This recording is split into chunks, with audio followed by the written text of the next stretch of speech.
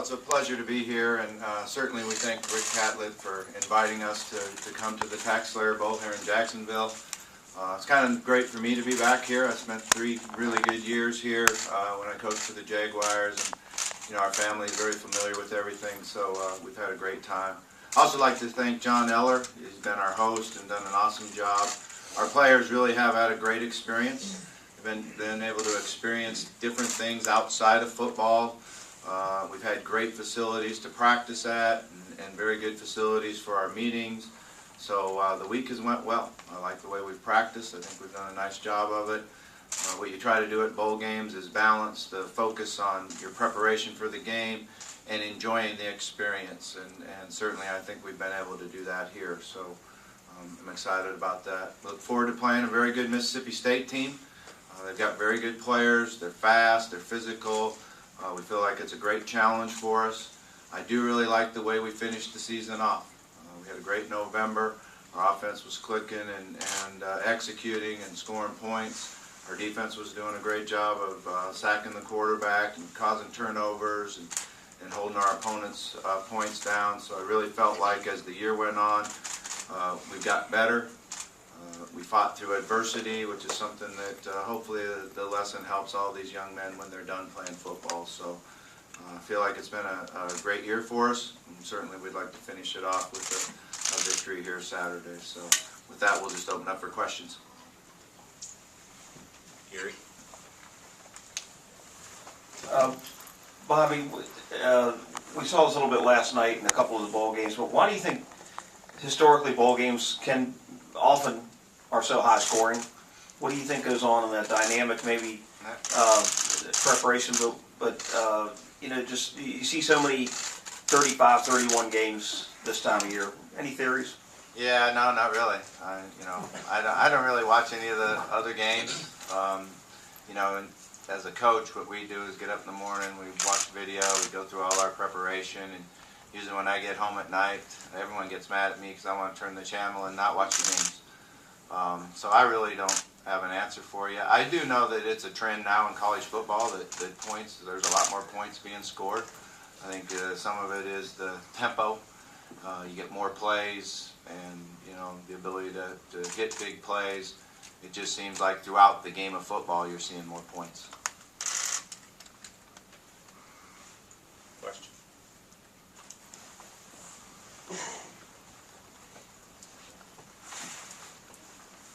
Back in the back.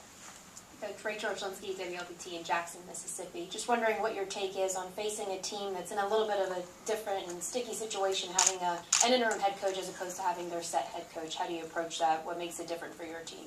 Yeah, I mean, we have to prepare on what we see from video, and obviously we try to prepare for the players that they have and their talents and knowing what we're going to go up against. Scheme-wise is kind of up in the air a little bit because they're having 2 new play callers on offense and defense, so you always wonder, how that's actually going to play out. But our preparation's been on basically what they've done throughout the year and how they've utilized their players and what we believe they think, what we think they'll do because of what they believe they can do. And obviously we're going to have to make some adjustments during the game. I think that's always something in bowl games that you have to do, is get over on the sideline after the first couple of series and really understand what it is that you're seeing and what you believe you'll face and be able to make those adjustments on the sideline. And I feel good about that because we do have experience and our players have been able to do that throughout the year. Down front. Jody Dillon, Cardinal Authority. Lamar, you talked after the Kentucky game about still making improvement, obviously, in your game. What have you done since then till now, and how have your preparations been? Have they been any different from previous years? Well, I'll say, yeah. I'm just trying to better myself as a player and the people who are around me, my teammates, the young guys. Even Jawan, he's learning a lot, just not from me, but my coach, Nick Petrino. He's doing a wonderful job with us, and he's just helping us out, for this bowl game. Raise your hand if you have a question. Gary Smith. Yeah, Gary Spence from the Times-Union. And Lamar, a lot of players who are juniors who plan on coming out and seniors have elected not to play in bowl games. Can you revisit a little bit about why you made the decision you made? Was it because you want that one more experience with your teammates? You want to prove yourself one more time on a stage like this? Talk a little bit about what went into that. Well, I just want to sit down with my family and make my decision. But the reason I chose to twist playing it because my teammates, they shot out throughout the year. They had injuries. They came back in the game trying to help us out, to make us come out with victories in big games, and they didn't have to. And I just felt I owed that to them. Back up front. Lindsay Goff of Spectrum News. For any of you guys, how has preparation this year compared to last year? Last year you guys ended on a couple of losses versus this year ending up on a couple of wins. Did that positive momentum help you guys out in bowl prep? I would say, yeah, it did. It boosted our ego. We ready. We're ready to play. Chucky. Yeah, I believe the same thing. Yeah, we really just ready. Prepared way harder than last year, so we should go into this game ready. Down front on the right. Logan Lowry, Northeast Mississippi Daily Journal. Lamar, just your impressions of Mississippi State's defense, what you've seen from them on film so far. Like Coach said, they're flying around to the ball. They big, physical, nice defensive line. It's gonna be a good game. Chucky, holding her with EWHAS in Louisville. Could you speak to how much the defense is going to miss Jair and James, in this game? Yeah, we're gonna miss them a lot. Those guys are very valuable to us. But we got a lot of young guys that's also stepping up, taking over the roles that they've been playing all year, and we're gonna need them coming into this game. But those guys that are out, we will miss them. But like I said, we got a lot of young guys that are ready to step up and make plays.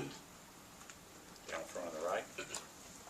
Michael McCann, Cardinal Authority. Chucky, for you, Mississippi State has a new quarterback, lost theirs, in their regular season finale. How does that change the defense's approach in preparing for what they might see? It hasn't changed our approach at all. We was preparing the same for all quarterbacks.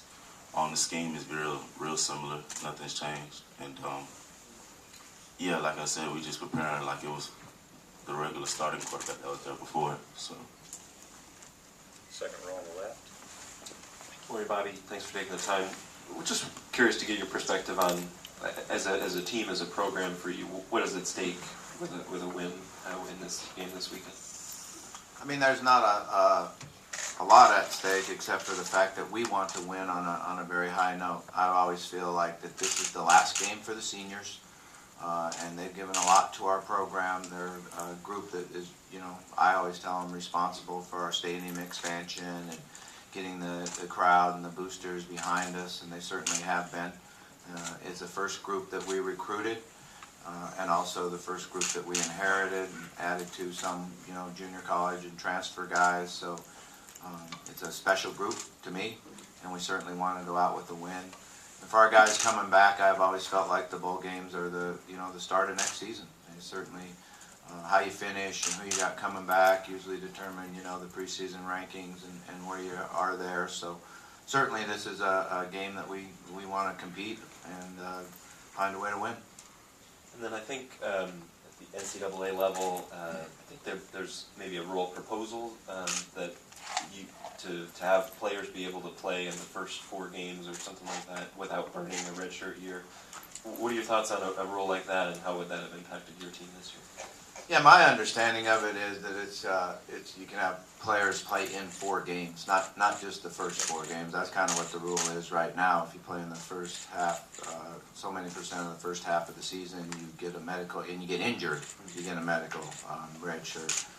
But the proposal, I believe, is to allow players to play in 4 games, and if they don't play in more than that, then that count. You can use that as a redshirt year for them. I think it'd be a great rule. I think the more games that we play, and how competitive football is right now, that staying healthy and having everybody available for games is hard.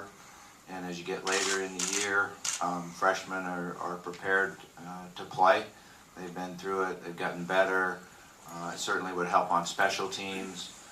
It'd be a perfect time to be able to have guys play is this bowl game, right now.